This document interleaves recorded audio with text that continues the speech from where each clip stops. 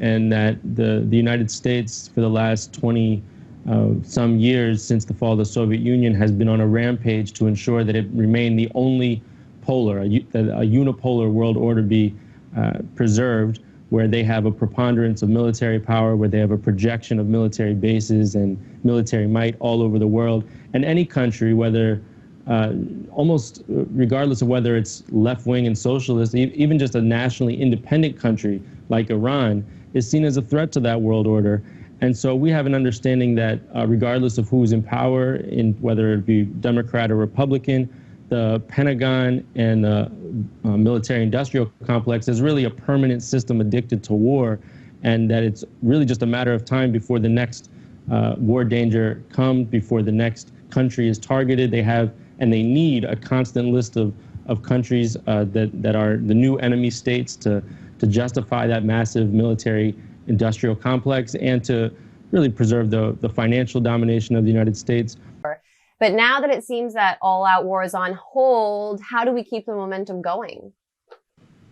It's a good question. I think we shouldn't assume that all-out war is on hold. I mean, you know, the way the wars happen, it's often not via a script. You know, there are sort of people who have plans and strategies, of course, and some, obviously. I mean, you could see this assassination as an act of war, a declaration of war. It seems the only possible thinking behind it would be to provoke a war, to climb the escalation ladder.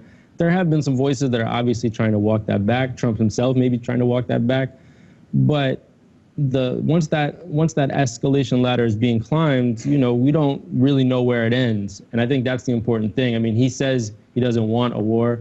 Then the next day he's saying he's going to wipe out 52 important sites in Iran, including cultural sites with civilian populations. So this is a guy who apparently made this decision to assassinate General Soleimani with 15 minutes of deliberation.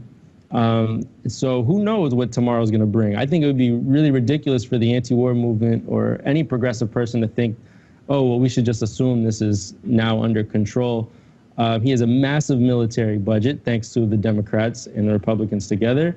He has a massive military apparatus. And I think a lot of these Pentagon generals are, you know, they think of themselves, they are detached from reality. They think they can win any kind of war, and who knows what tomorrow may bring. So